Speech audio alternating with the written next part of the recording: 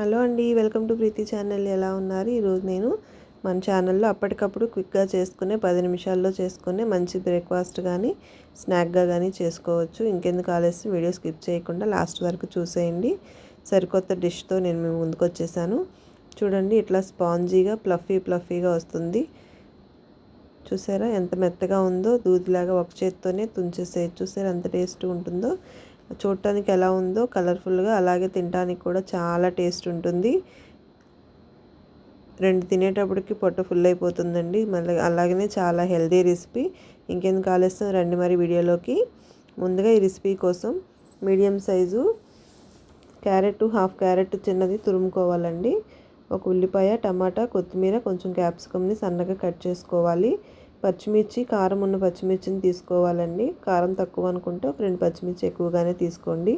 ఇట్లా సన్నగా తురుము పెట్టుకోవాలి. క్యారెట్ అనేది చాలా ముఖ్యం. క్యారెట్, క్యాప్సికమ్, వీలైతే మీరు బీన్స్ కూడా యాడ్ చేసుకోవచ్చు ఇందులో.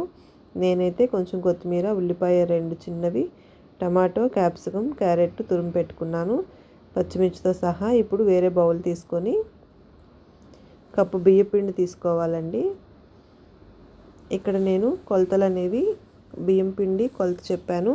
అట్లానే సగం కప్పు బొంబాయి రవ్వ తీసుకోవాలి. ఉప్మా చేస్తాం కదా, ఆ ఉప్మా రవ్వ తీసుకోవాలి. ఇప్పుడు ఇందులో మనం ముందుగా కట్ చేసి పెట్టుకున్న మిశ్రమాలన్నీ యాడ్ చేసుకోవాలి. ఉల్లిపాయ, పచ్చిమిర్చి, క్యారెట్ తురుము పెట్టుకున్నానండి. క్యారెట్ అనేది మీరు ముక్కలుగానైనా సరే కట్ చేసుకోవచ్చు.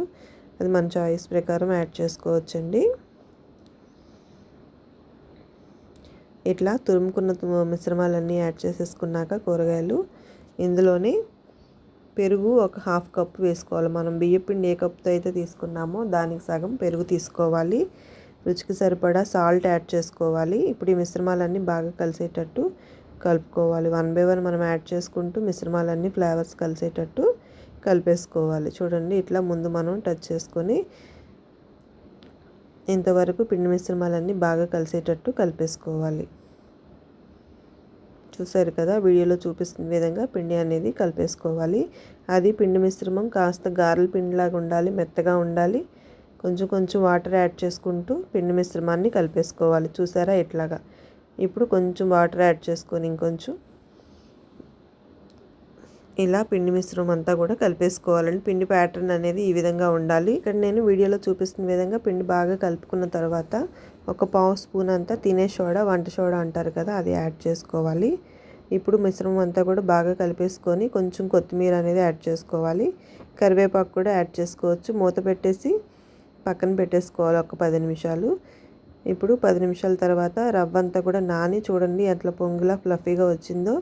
ఇప్పుడు మనం చిన్న కడాయి వేసుకోవాలి. ఇట్లా పాన్లా ఉండి కాస్త వెడల్పుగా ఉండాలి. ఇందులో ఒక గరిటంత లోతు గరిటతో సర్వ్ చేసుకోవాలి పిండి అనేది.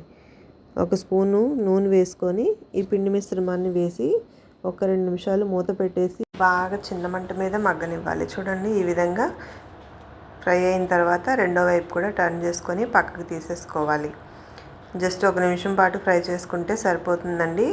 ఇట్లా పిండి మిశ్రమం మొత్తం మనకు కావాల్సినన్ని వేసేసుకోవచ్చు. చూడండి, ప్రతి దోశకి మనం వేసుకోవాల్సిన ఆయిల్ వేసుకోవాల్సిన పని లేదు. ఫస్ట్ వేసింది 2 వరకు వస్తుంది.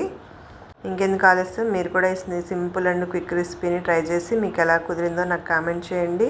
చూడండి, చాలా స్పాంజీగా ఫ్లఫీగా వస్తుంది. ఇట్లా ఒక చేత్తోనే మనము ప్రెస్ చేసుకుంటే ముక్కలైపోయి మెత్తగా వస్తుంది కదా. చూసారుగా, చాలా సింపుల్గా చేసుకోవచ్చు. అట్లానే దీనికి పల్లీల చట్నీ చాలా సూపర్ కాంబినేషన్. ఇట్లా ట్రై చేయండి. మీ కామెంట్స్ అన్నీ కూడా నాకు తెలియచేయండి. Thank you for watching. Like చేయండి, కామెంట్ చేయండి. కొత్తగా చూస్తుంటే సబ్స్క్రైబ్ చేసుకోండి.